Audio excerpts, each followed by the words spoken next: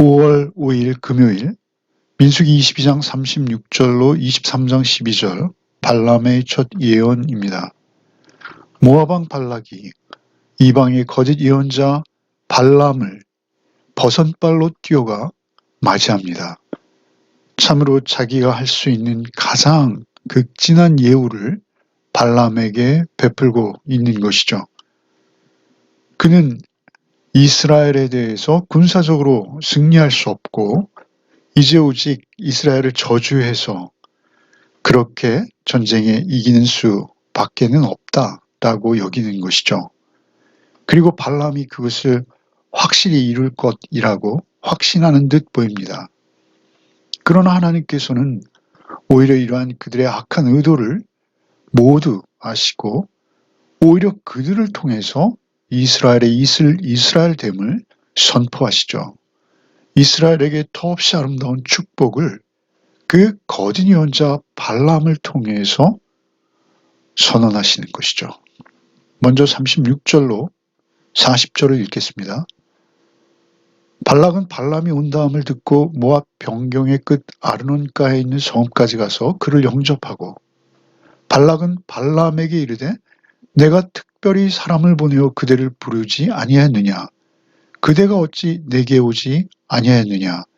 내가 어찌 그대를 높여 존귀하게 하지 못하겠느냐? 발람이 발락에게 이르되 내가 오기는 하였으나 무엇을 말할 능력이 있으리이까? 하나님이 내 입에 주시는 말씀 그것을 말할 뿐이니이다. 발람이 발락과 동행하여 기럇 후솥에 이르러서는 발락이 소와 양을 잡아 발람과 그와 함께한 고관들을 대접하였더라. 발락은 아르논가에 있는 성읍, 곧 모압의 가장 변경, 모압 국경의 가장 끝자락까지 그를 영접하러 나가는 것이죠. 그리고 발락이 발람에게 말하는 것이죠. 내가 특별히 사람을 보내어 그들을 부르지 않았습니까? 라고 첫 번째 부름을 언급하고 그대가 어찌 내게 오지 아니했느냐? 라고 물으며 내가 어찌 그대를 높여 존귀하게 하지 못하겠느냐? 라고 참으로 전력을 다해서 그에게 물질과 명예를 줄 것을 확인하는 것이죠. 사실 이것은 굉장히 간교한 회유책이죠. 이 모든 조건들은 발람에게 큰 유혹이었던 것이죠. 그리고 발람만 자기 편에서 술수를 베풀면 이스라엘을 괴멸시킬 수 있다라고 확신하고 있는 것으로 보입니다. 발락은 아주 저급한 샤머니즘에 빠져 있는 것이죠. 미신을 신봉하는 자인 것입니다. 그런 그의 환대에 대해서 발람이 발락에게 말하는 것이죠. 내가 오기는 하였으나 무엇을 말할 능력이 있으리까? 하나님이 내 입에 주시는 말씀 그것을 말할 뿐입니다. 라고 말하죠. 사실 이것은 굉장히 외형적으로만 보아서는 하나님 앞에 자신의 태도를 고백하는 것으로까지 보여집니다. 그러나 내용적으로는 우리가 조금만 관심을 가지고 보면 그는 발람은 하나님과 친밀한 교제를 갖는 자가 아닙니다. 하나님과의 교제, 하나님과의 관계를 통해서 자기의 위치를 확인하고 그리고 하나님께서 주신 사명을 이루겠다라는 생각과는 거리가 멉니다. 그는 오히려 주인과 종의 관계로 오히려 자신의 한계를 솔직히 말할 수밖에 없었던 것이죠. 왜 그렇습니까? 앞서 나귀 사건이 있었죠. 그 나귀의 사건, 그 사건으로 인해서 발람은 자신의 생명의 주인이 하나님이시오 하나님의 말씀에 순종하지 않았을 때 자기의 생명이 끝난다라는 것을 너무나 잘 알고 있는 것이죠. 그래서 주인과 종의 관계에서 하나님과의 교제의 관계가 아닌 주인과 종의 관계에서 자기의 한계를 분명히 알게 된 것이요. 그것을 솔직히 말한 것이죠. 그런데 이 말을 하면서 발람의 심정은 어떤 심정일까요? 발람은 여전히 발락이 제공하는 그 부귀영화에 욕심이 다했습니다.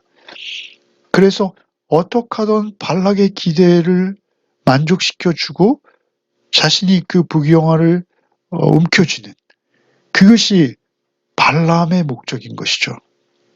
사실 이렇게까지 발람이 말하면 발락은 발람을 돌려보내야 하는 것입니다.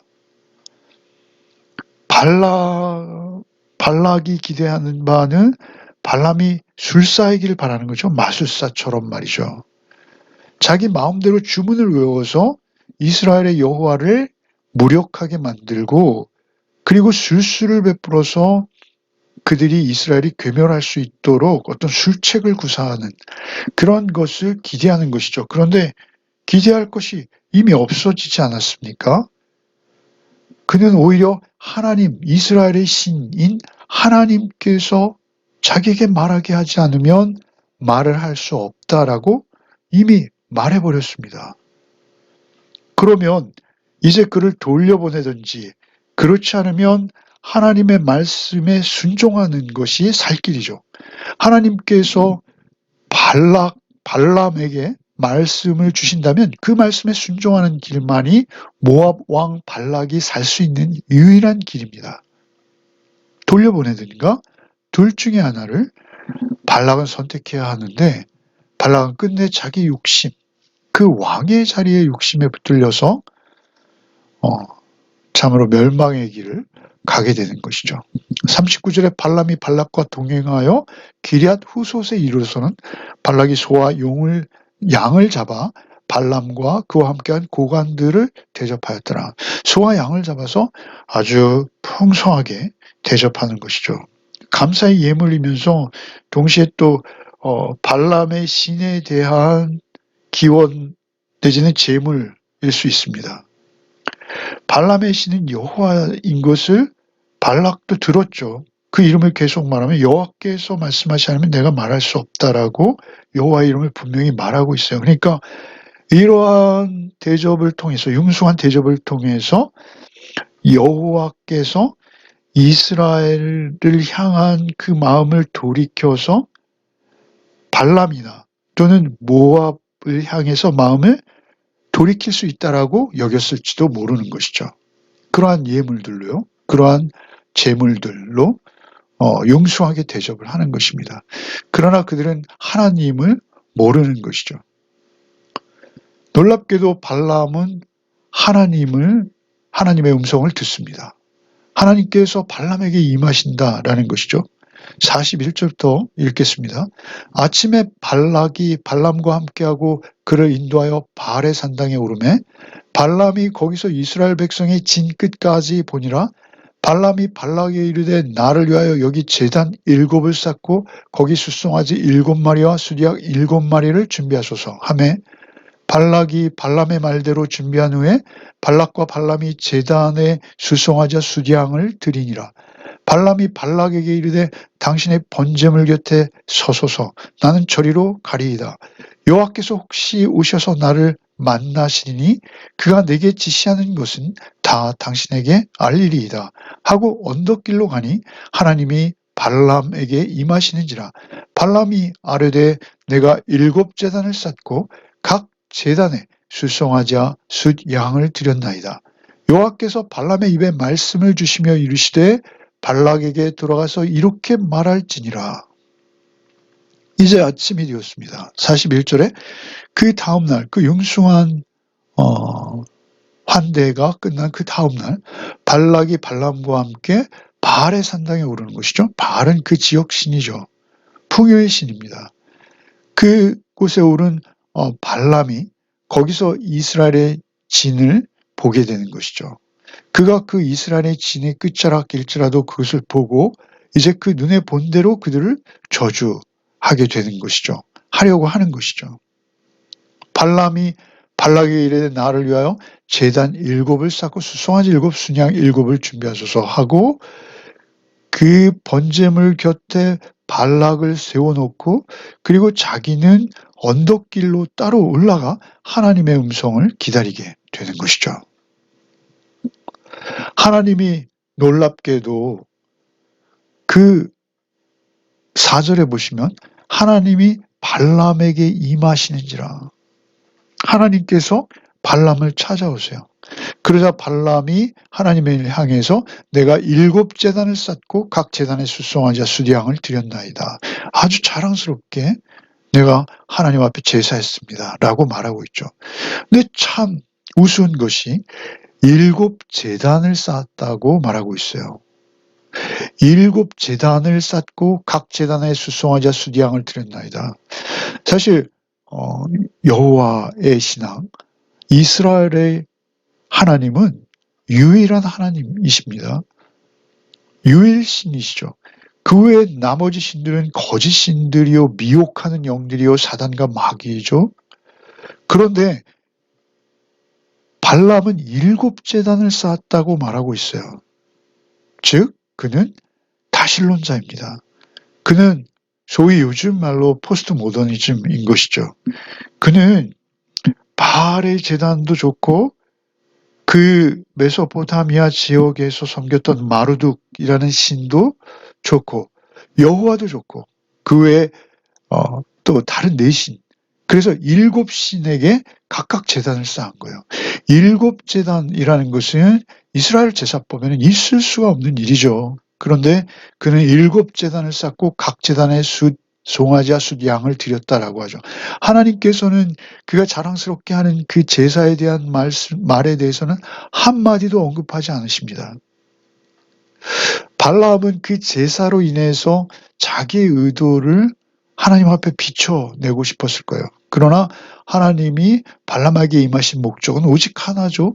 이스라엘을 축복하시기 위해서입니다. 그래서 5절에 여호와께서 발람의 입에 말씀을 주시는 것에만 관심이 있어요. 그래서 돌아가서 이렇게 말하라 라고 발람의 입술에 그 말을 넣어주십니다.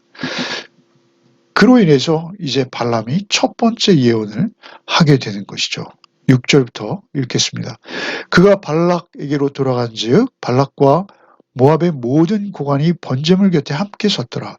발람이 예언을 전하여 말하되 발락이 나를 아람에서 모압 왕이 동쪽 산에서 데려다가 이르기를 와서 나를 위하여 야곱을 저주하라 와서 이스라엘을 꾸짖으라 하도다. 하나님이 저주하지 않으신 자를 내가 어찌 저주하며 여호와께서 꾸짖지 않으신 자를 내가 어찌 꾸짖으랴. 내가 바위 위에서 그들을 보며 작은 산에서 그들을 바라보니 이 백성은 홀로 살 것이라. 그를 여러 민족 중에 하나로 여기지 않으리로다. 야곱의 티끌을 누가 능히 세며 이스라엘 4분의 1을 누가 능히 셀고 나는 의인의 죽음을 죽기 원하며 나의 종말이 그와 같기를 바라노라 하매 발락이 발람에게 이르되 그대가 어찌 내게 이같이 행하느냐 나의 원수를 저주하라고 그대를 데려왔거늘 그대가 오히려 축복하였도다. 발람이 대답하여 이르되 여호와께서 내 입에 주신 말씀을 내가 어찌 말하지 아니할 수 있으리까. 이제 발락이 기다리던 곳으로 발람이 돌아가죠. 그리고 발람이 예언을 시작합니다. 야곱을 저주하라 이스라엘을 꾸짖으라 나를 부른 것이다 라고 먼저 오늘 떼죠. 그리고 다시 하나님께서 자기에게 주신 말씀을 또 반복합니다. 이것은 그가 처음부터 모압 왕 발락에게도 했던 말이죠. 앞서 38절에 하나님이 내 입에 주시는 말씀 그것을 말할 뿐이다 라고 이미 예언을 했어요. 그리고 이제 하나님께서 꾸짖지 않으신 자를 내가 어찌 꾸짖으랴. 8절에 그렇게 말하며 그가 이제 이스라엘 본격적으로 축복하는 것이죠. 내가 바위 위에서 그들을 보며 작은 산에서 그들을 바라보니 이 백성은 홀로 살 것이라. 두 가지를 축복합니다. 먼저 첫 번째 1차 축복이죠. 이 백성은 홀로 살 것이라. 그를 여러 민족 중에 하나로 여기지 않으리로다. 그러니까 이스라엘이 홀로 산다. 이러한 말은 무슨 의미일까요? 그들은 다른 민족들과 다르다라는 것입니다. 그를 여러 민족 중에 하나로 여기지 아니하리로다. 이렇게 말씀하시는 거죠. 홀로 산다는 것은 이스라엘이 하나님과의 특별한 언약 관계 속에서 살아간다는 것입니다. 다른 민족들은 우상 숭배, 그리고 잡된 귀신, 그 풍요의 미신을 섬기는 민족들이나 이스라엘은 거룩한 민족, 구별되어진 민족으로서 그러한 열방과는 뚜렷이 구별되는 전혀 다른 영광, 하나님을 향한 영광, 하나님으로부터 보호받는 특권을 가진 특별한 민족이라고 축복하는 것이죠. 이 백성은 홀로 살 것이라 그를 여러 민족 중에 하나로 여기지 않으리로다 라고 예언하게 되는 것이죠. 그들은 다르다라는 것입니다. 열방 중에 하나로 여기지 않겠다라는 것이죠. 고대 세계의 제국들이 많이 있었습니다. 애굽이 있고 아수르가 있고 바벨론이 있고, 그러나 그들은 다 역사 속에서 좌치도 없이 사라져갔습니다. 그러나 이스라엘만큼은 홀로 다른 열방들과 달리 번창할 것이다 라는 것이죠.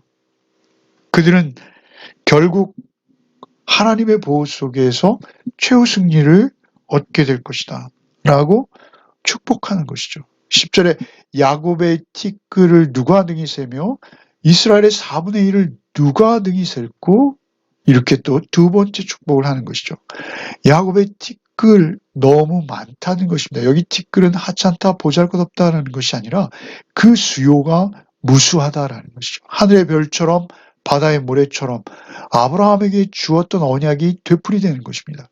야곱의 티끌을 누가 능히 세며 이스라엘 4분의 1을 누가 능히 셀고, 4분의 1, 4분의 1이라는 특별한 어떤 의미가 있는 것이 아니라 그 4분의 1도 셀 수 없다는 것입니다. 4분의 1조차 너무 많아서 셀 수 없다. 셀 수 없는 복, 번성의 복을 그들이 누릴 것이다. 그렇죠. 이스라엘, 오늘날 영적 이스라엘의 후손은 엄청나죠? 그리고 그동안 엄청났었죠. 그 예언을 하는 것이죠. 4분의 1을 누가 능히 셀고 나는 의인의 죽음을 죽기 원하며 나의 종말이 그와 같기를 바라노라. 이 두 가지 축복을 하고 더 놀라운 것은 발람이 말이죠. 나는 의인의 죽음을 죽기 원하며 나의 종말이 그와 같기를 원하라. 그와 같다는 이스라엘과 같기를 원한다는 것입니다. 의인의 죽음을 자신도 죽기 원한다는 것이죠. 의인의 죽음이 의미하는 바는 무엇이죠? 하나님께서 인정하신다는 것이죠. 하나님께서 의롭다 인정하는 그러한 존재가 되기 원한다는 것이죠. 사실 발람은 그러한 인격적인 소망을 온전히 지닌 자가 아닙니다. 그저 자신도 모르게 성령에 감동되어서 악한 길을 떠나 의인처럼 살다 죽기를 간절히 소망하는 것처럼 예언하고 있는 것일 뿐이죠. 그는 결국 그의 욕망을 쫓아갈 수밖에 없는 그러한 존재입니다. 그럼에도 불구하고 이스라엘을 축복하며 그 축복에 자기도 있기를 원하노라 라는 고백까지 하는 것이죠. 그가 예언이 끝나자 이제 발락이 발람에게 아주 크게 화를 내는 것이죠. 그대가 어찌하여 내게 이같이 행하느냐? 나의 원수를 저주하라고 그대를 데려왔거는 그대가 오히려 축복하였도다 라고 불만을 말하게 되는 것이죠. 발람이 다시 동일한 대답을 합니다. 여호와께서 내 입에 주신 말씀을 내가 어찌 말하지 아니할 수 있으리까. 모압 왕 발락은 발람이 그토록 용한 예언자라고 신뢰하고 있다면 여호와가 도대체 누구이신지 그는 관심을 가져야 하는 것이죠. 그렇지 않다면 그는 지금 빨리 발람을 돌려보내는 것이 맞는 것이죠. 그는 그의 욕망에 사로잡혀서 발람은 원하지도 않는 축복을, 더욱 아름다워지는 점점 놀라운 축복을 이제 2번이나 더 해야 하는 것이요. 그리고 모압 왕 발락은 참으로 비참한 종말을 예비하게 되는 것이죠. 우리의 인생이 참으로 짧습니다. 우리의 인생 가운데 찾아와 주신 주님의 은혜를 우리는 오늘도 잊지 말아야 하겠습니다. 주님께서 우리에게 진리의 말씀으로 찾아오셨고 이제 우리는 그 진리의 말씀을 따라서 정직하게 하나님께서 의롭다고 인정해 주시는 믿음의 길을, 오직 예수 그리스도를 믿음으로 말미암아 의롭다함을 얻는 그러한 인생을 우리가 살게 된 것이죠. 이것은 일방적인 은혜입니다. 하나님께서 우리를 찾아와셔서 의롭다고 칭해 주시는 것이죠. 예수 그리스도를 믿는 믿음을 보고 우리를 의롭다 칭해 주십니다. 오늘 하루도 오직 주님 안에서 정직한 삶을 살아내는 복이 저와 여러분에게 있기를 바랍니다. 기도하시겠습니다. 주님 감사합니다. 우리 이 5월 가정의 달을 맞아 우리에게 믿음의 가정을 허락하시고, 특별히 우리가 우리 주 예수 그리스도를 믿는 믿음 안에서 하나 되어서 한 길 가게 하시니 참으로 감사합니다.